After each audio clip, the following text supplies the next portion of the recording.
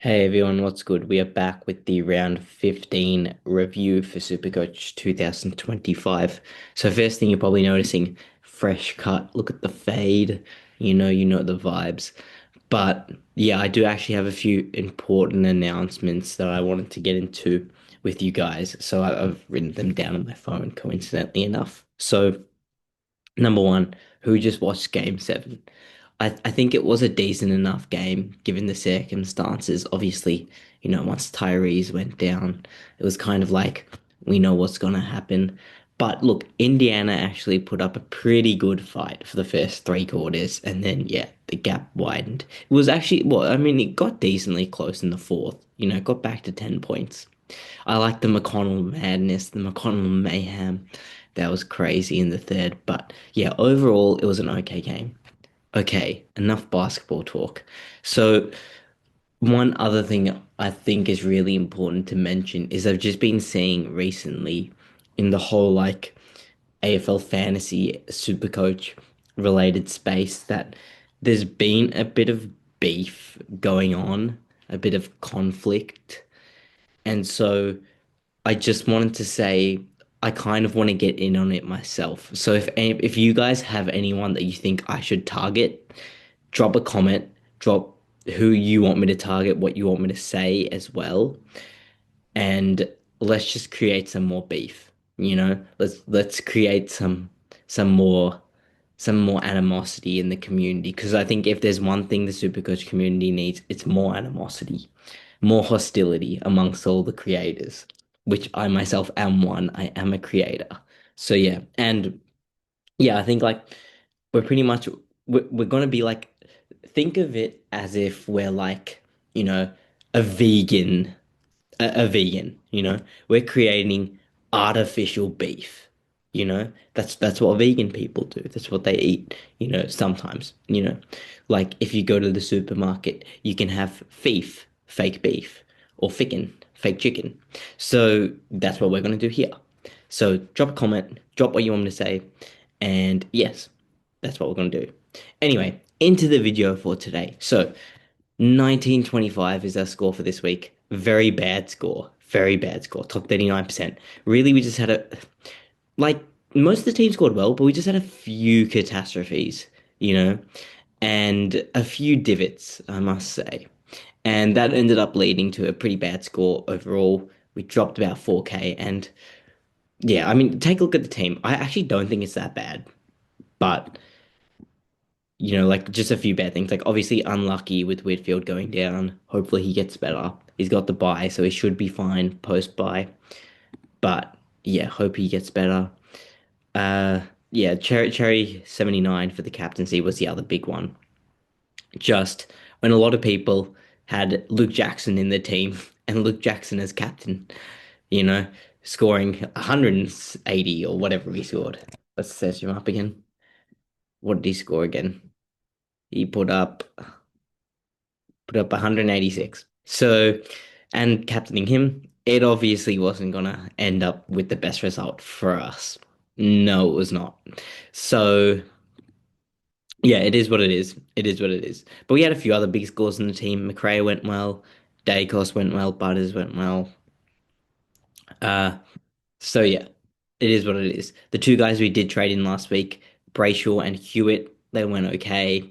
I was expecting a bit more out of Brayshaw. Again, I had the vice captaincy on him, but it is what it is. Against Essendon, would have liked a bit more. But yeah, Butters 130. Should have just kept the captaincy on him.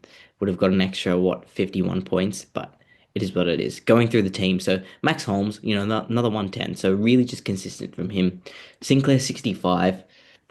I don't know why he scored that bad, but he did, so we move on. Clark in that easy game against Essendon, good to see him scoring well. Rosie 80 is not that good. Zorko 105 is good. I feel like Zorko's been pretty consistent recently. So, well, yeah, 123, 105. Actually, he hasn't been super good, but I mean, he's had a few bad games this year, definitely. Probably like 82, 70. 66, 80 are not what you want, but even the 90s aren't too bad. I mean, 107 average overall. Like, he's not going terribly. He's definitely not. He'd have a low break even, yeah, 72 by this week, though, so He's fine. Whitfield, yeah. So obviously, if you don't have him, you can easily target him now. After his bye, he plays two more games. He drops to 440k.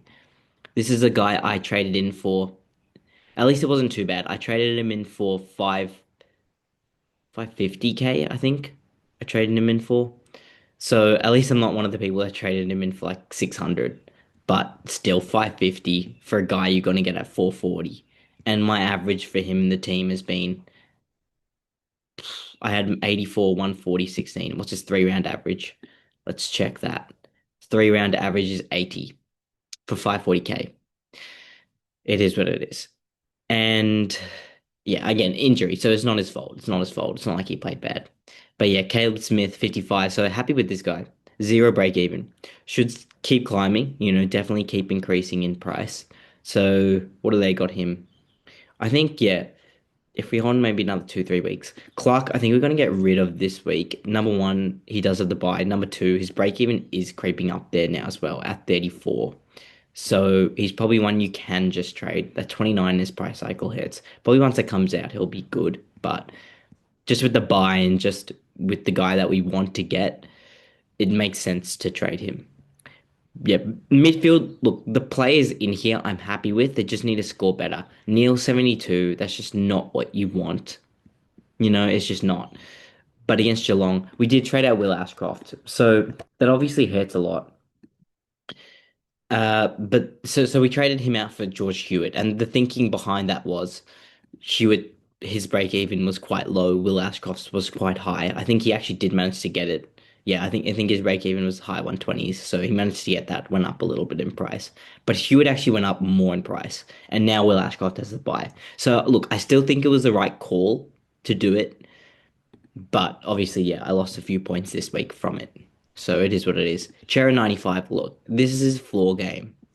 And against North, you really would have wanted more, like seriously. But again, they lost the game, obviously. So it is what it is. And look, this fixture only gets tougher from here. But to be honest, like he's actually been going pretty decently against tougher teams. Like Hawthorn were in good form at the start of the season, put up 113 on them, put up 142 on Sydney, 122 on GWS. I mean, yeah, I guess 99 against Collingwood isn't too bad. Port Adelaide now, he hasn't played Port Adelaide this year. His recent form last year was bad, but I mean, he's a different player this year, I think definitely. Like he's in full flight right now, Chera. She's a 103. Look, hundreds aren't terrible, so it's okay. And yet, Neil, as we discussed, not the best. Who did he play again? It was Geelong. Was he getting tagged? I'm not sure. I didn't really watch that game. Cherry 79. So he's got a high break even. He's got a high break even and a half, that's for sure. I'm thinking what I might do potentially is just go him to Gorn. How much money do I make on that? Or do I make any money on that? I actually lose money. So I guess I could just oh no, because I'm not gonna go Gorn just because of the fact that he's got a hard 3 weeks, so he's probably also gonna lose money. Maybe I just trade out Cherry. Probably not, because if I trade him out, I'm not really gonna be able to get him back in, I would say. Well, who's his matchups? If he's got hard matchups, you could, but just with the money on his head. But look, I mean, if you trade him out, it could go bad really quickly. Meek, English, Gorn, Grundy. He's got a hard 4 weeks as well. I'm gonna have to weigh that up. Marshall. So look, Rowan Marshall was really interesting in this game because he started out terribly. I think at quarter time, Rowan Marshall, I don't know what he was on, but I checked at some point during this game and Rowan Marshall was on 0 and Darcy Cameron was on like 50. And I was like, what is going on? But to still end up with 124 is good, like I'm happy with it. I think Cameron put up something like 150 or something like that. Let's check. He put up he put up 156. And he's been in good form. He's been in really good form. And yeah, 112 average for the year. Yeah, wow. Definitely someone you could have gone with. But yeah, it's not too bad. Not too bad. So yeah, Marshall still went well. So happy with him. And Smith, 85, a bit of a down game, happens. McRae, yeah, 131, really happy with that.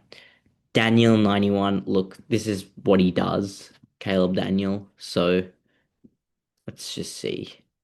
Yeah, this is what he does, so it's okay. Horn Francis, bit of a down game from him, but it's okay. Bolton, yeah, I think this guy's got to go. I don't want him in my team anymore. It never really works with Shea Bolton, does it? I mean, he's made for me what, 25k? Thanks for that, I guess. Rankin's back this week. Hopefully, he has a big second half of the season. Been a bit lean the last 6 weeks, but that's okay. And Sam Butler, I'm excited for. Should come back in this week. Hopefully, he can kick a bag against Western Bulldogs. And Dawson will get back this week as well. So that should be good. So we've got 9 trades left. Again, we've still got 22 premiums. I'm just curious actually, because I've got 2 trades in mind, but I actually haven't experimented with Cherry yet, and his break even is massive. So the guy we would want to get is Bontempelli. So just thinking about that, if we could potentially manage that, but we would need a ruck to swing in, and we don't have another ruck to swing in. So yeah, I need to get someone with a lowish break even. If we just check break evens.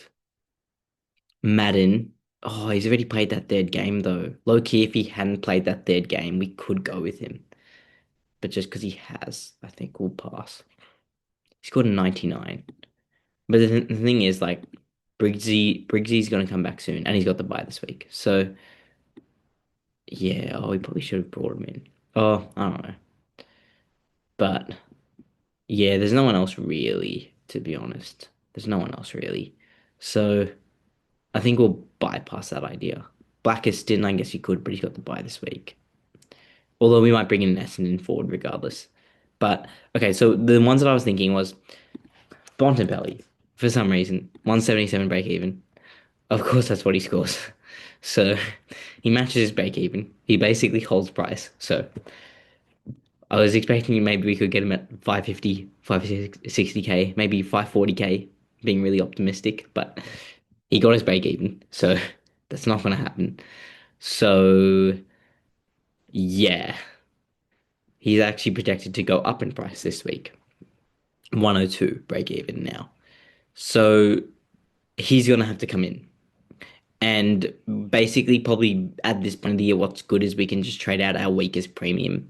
And that right now, I would say, is Shea Bolton, who also has a pretty decently high break even. Actually, let me just check what his break even is. Shea, his break even is 125. So thank you for the 25k you made, but you've got to go. And the only real way we can get to Bont is if we put in an Angus Clark or Caleb Smith. But I think Clark has the buy and the high break even. So I'm going to keep Smith. So we'll go Clark out and we'll go Joe Fontempelli, aka Marcus Bontempelli, in. And then in the forward line, we need a rookie. So there's actually a few options we can go. And if we just go to lowest price, taking a look at them, some of the options are Archer May, I think is a good one. I actually think Liam McMahon's a good option as well. I'm surprised he hasn't come in yet. He tears up the VFL every single week. So I think he'll come in soon because Essendon need him. But they've got the bye this week anyway, so I can probably get him in the future. So the other ones I was thinking was there's May. Yeah, there's May. There's someone else. Well, I thought that Liddy guy from what was it? I don't know what his first name was, but Liddy from Port Adelaide, the guy with the leg sleeve. Oh, he's a mid. Oh, okay. I thought he was a forward. Okay, okay. So, well, at least I thought he was a forward in Supercoach, but not to be. So he's got a good break even as well. But I think even though he's got the bye this week, I think we're just gonna have to go Archer May just because of positions wise. Otherwise, I would go another midfielder on the bench. But just positions wise, it doesn't work out. We've kind of got to go forward. So yeah, so if we do those again, so it's Bolton out, Clark out, Bontempelli in, and May in. So we'll do those. We'll swing the changes. And here we go. And Archimay. So I think Archimay should keep playing. Look, he scored 83, so that's pretty good. His break even is what? Negative 62. So I'm happy with that. I'm happy with that. And we do these, and then this happens. So we got 7 trades left. I think, yeah, Luke Jackson's killing me, but Sean Darcy should come back into the team now. So it should be okay. I mean, what? He just missed because it was a 5-day break or something anyway. So our full strength team this week should be something like this.